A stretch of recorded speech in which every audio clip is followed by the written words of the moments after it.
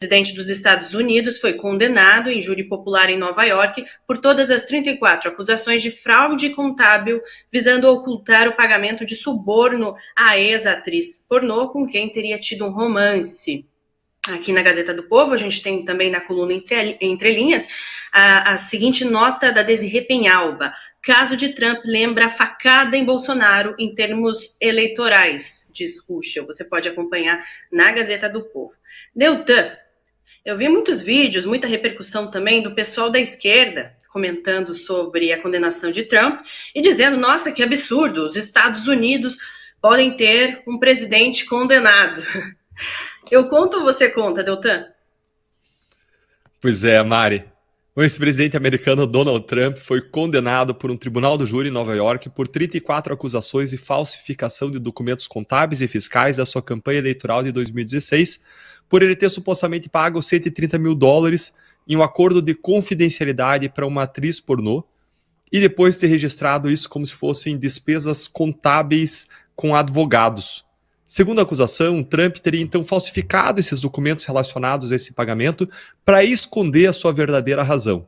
Ele pagou para comprar o silêncio dela, mas ele registrou como despesas advocatícias. Logo depois que saiu a notícia da condenação, jornalistas da Globo apresentaram notícias mostrando que eles estavam super assustados e super preocupados com o fato de que Trump poderia vir a ser eleito, pois ele lidera todas as pesquisas eleitorais para a Casa Branca neste ano, o que faria com que os Estados Unidos tivessem um condenado na presidência da República. Vejam bem, os jornalistas da Globo estão assustados com a possibilidade de os Estados Unidos terem um condenado na presidência da República, porque isso, segundo eles, enfraqueceria a democracia americana. Como você perguntou, eu conto ou vocês contam? Vamos ver esse momento hilário? Produção, dá um play no vídeo aí pra gente, por favor.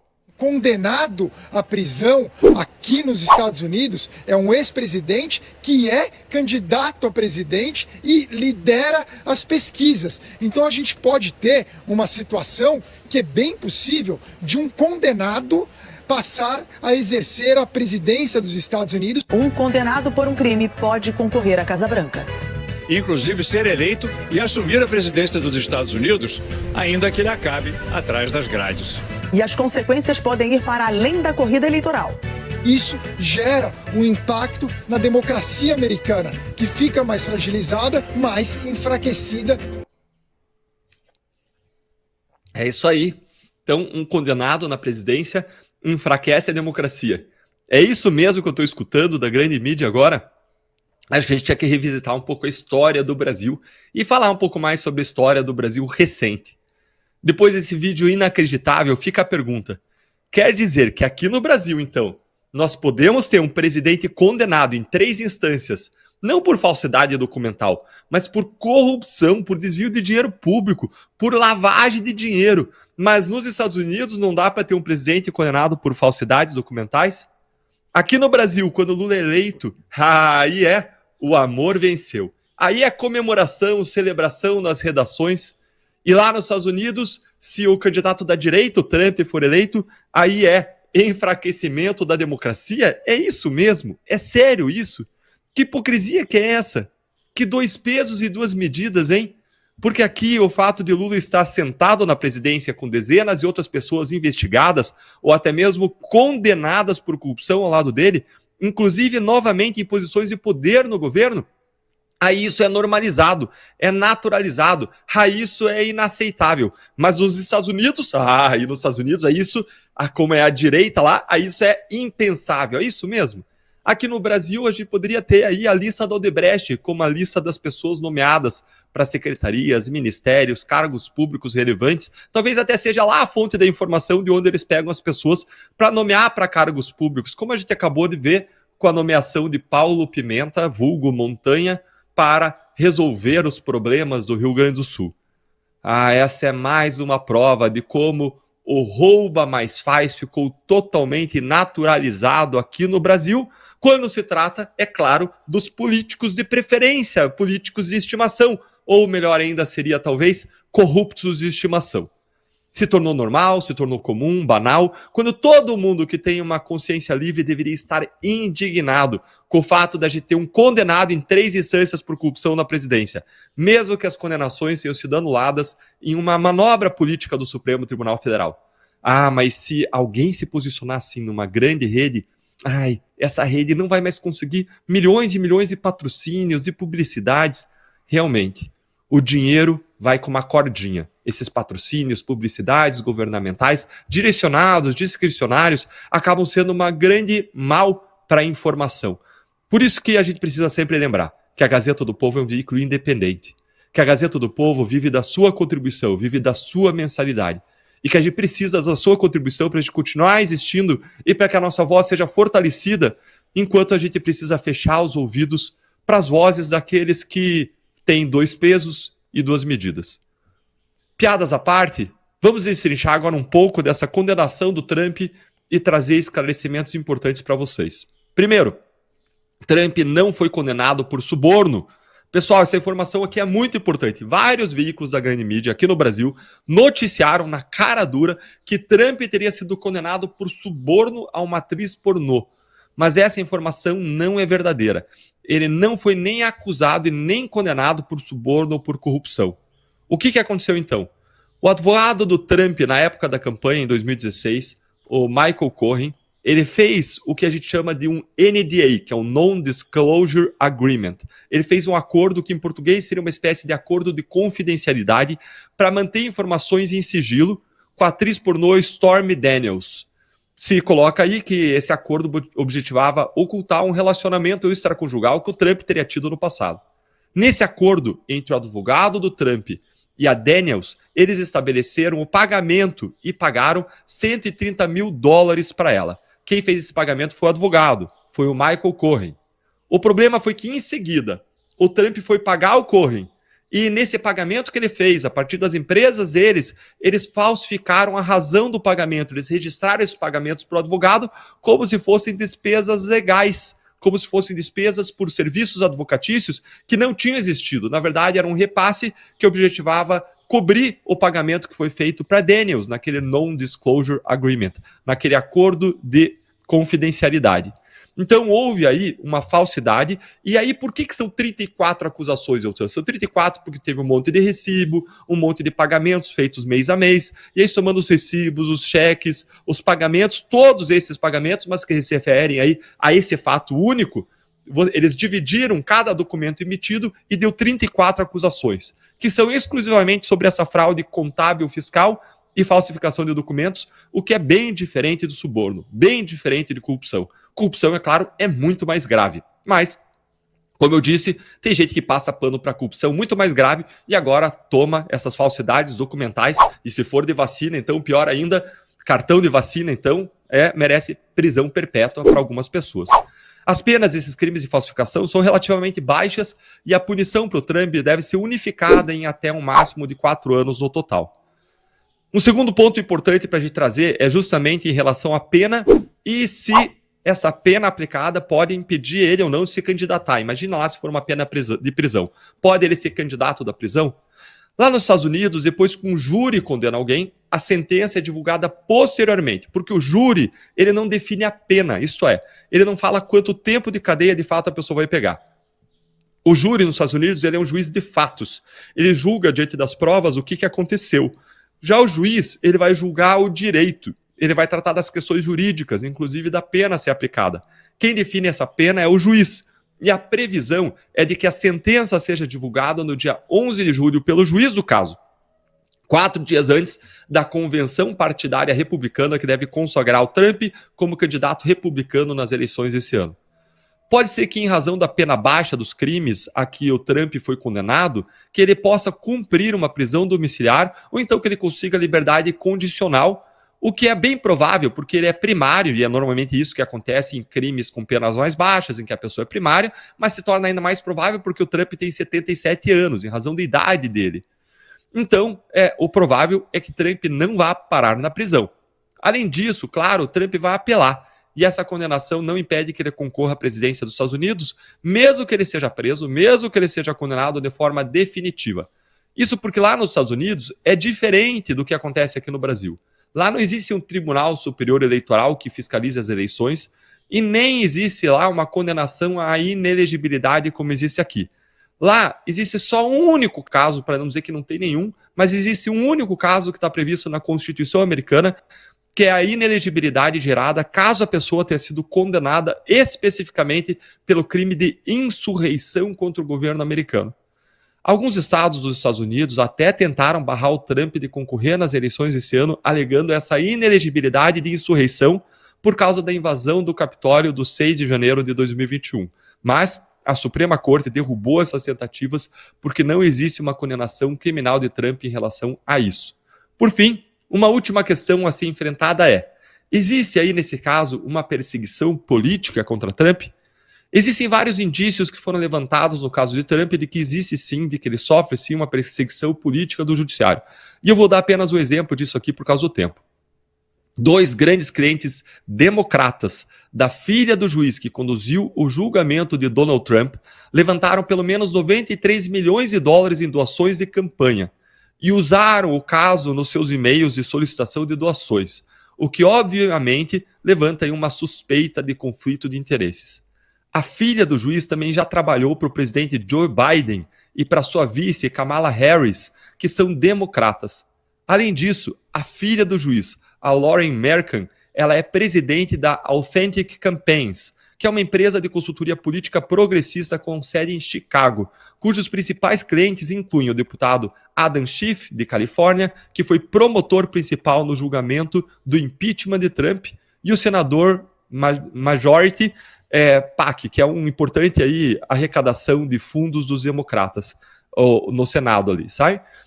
Então, vários analistas jurídicos e vários advogados americanos, diante desses fatos aqui que eu comentei, eles já tiraram essa conclusão de que existem sim fortes indícios de uma perseguição política, inclusive advogados ligados aos democratas ou que simplesmente não gostam do Trump. Ou seja, essa constatação, essa avaliação não é feita só por partidários do Trump e por republicanos, mas é algo que vai aí para os dois espectros, para advogados que estão aí de modo, vamos dizer, imparcial, até mesmo pessoas democratas, apontando que existe essa percepção de parcialidade desse julgamento.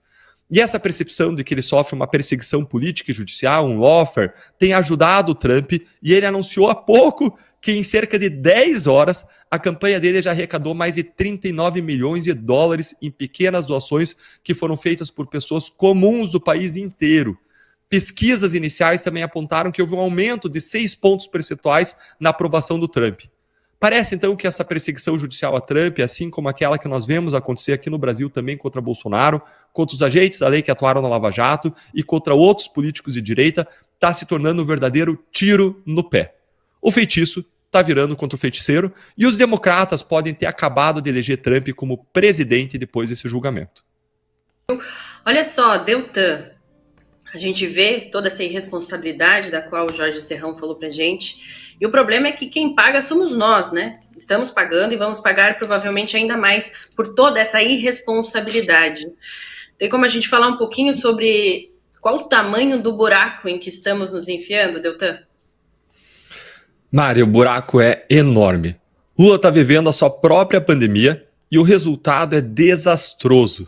Nós vamos fazer um paralelo aqui. Durante a maior parte do governo do ex-presidente Jair Bolsonaro, depois do início da pandemia de Covid-19, o que a gente mais ouvia a esquerda e seus políticos dizerem era o seguinte: se Lula fosse presidente, seria diferente. Se Lula fosse presidente, ele teria decretado lockdown no país inteiro. Se Lula fosse presidente, ele teria decretado o uso de máscara no país inteiro. Se Lula fosse presidente, ele teria trazido as vacinas antes. Se Lula fosse presidente, ele não teria debochado do sofrimento do povo. Vocês lembram de ouvir essa ladainha incessantemente da esquerda? Pois é, eu lembro. E agora, observando como o governo Lula está lidando não só com a tragédia do Rio Grande do Sul, mas também com a epidemia de dengue no Brasil, a minha resposta para quem dizia isso é uma só. Vocês são negacionistas e hipócritas. Lula faria muito pior na pandemia. Basta ver, por exemplo, que a gente já tem mais de 6 milhões de casos suspeitos de dengue no Brasil, são 6 milhões e 200 mil, para ser mais precisos, e 5 milhões de casos confirmados, o que é uma verdadeira epidemia. Segundo dados da Organização Mundial de Saúde, divulgados ontem, o Brasil teve 90% dos casos e mortes de dengue no mundo em 2024. Para vocês terem uma ideia da magnitude disso, até 30 de abril desse ano, a soma dos casos de dengue notificados no mundo inteiro foi de 7,6 milhões, com 3,4 milhões de confirmados. Das 3.680 mortes mundiais em todo o mundo, 2.846 delas aconteceram no Brasil. Ou seja, 77% das mortes do mundo inteiro por dengue aconteceram aqui no nosso país. Como um estudo da OMS contabilizou dados até 30 de abril, os números atualizados hoje são bem maiores. A gente já passou de 5 milhões de casos confirmados e 3 mil mortes por dengue. Em relação, então, à vacina da dengue, nós temos uma situação ainda pior. A Anvisa já havia aprovado a vacina contra a dengue japonesa em março de 2023, há mais de um ano. Mas sabe quando que elas foram, de fato, incorporadas dentro do SUS, do Sistema Único de Saúde? Apenas em dezembro de 2023. De março até dezembro. Tudo por quê? Porque o governo Lula não queria adquirir a vacina contra a dengue produzida no Japão e preferia esperar uma afirmativa nacional, uma solução tupiniquim produzida pelo Instituto Butantan e que nós não sabemos se vai ficar pronta e quando vai ficar pronta. Essa negligência do governo Lula foi um dos principais motivos para que os casos de dengue, de mortes por dengue, tenham se multiplicado cada vez mais, até nós chegarmos a essa verdadeira tragédia nacional que a gente vê hoje. A demora e a negligência do governo Lula causaram ainda mais um problema. O laboratório fabricante das vacinas de dengue, que é o laboratório japonês Takeda, ele tem uma capacidade muito restrita, limitada de fornecimento das doses. Como o governo demorou a incorporar a vacina no SUS, ele deixou de adquirir grandes lotes da vacina contra a dengue, atrasando ainda mais a aplicação, porque a demanda que existe no Brasil é muito superior à oferta das vacinas disponíveis. E aí, quando a gente volta os nossos olhos para o Rio Grande do Sul, nós vemos Lula escolhendo quem? Paulo Pimenta, para liderar o Ministério da Reconstrução. Nesse ponto aqui, eu quero trazer a seguinte informação para vocês. Acompanhem comigo. O jornalista Lauro Jardim, do jornal O Globo, publicou uma matéria com o seguinte título: Lula usa a tragédia gaúcha para se livrar de Pimenta, tirar ele da SECOM. O título já é inacreditável, mas me acompanhem na leitura do texto da matéria. Vou pedir para a equipe jogar aí a matéria para vocês lerem. Dá uma olhadinha comigo. É inacreditável, leia isso comigo. Há meses, Lula havia concluído que Paulo Pimenta era o quê?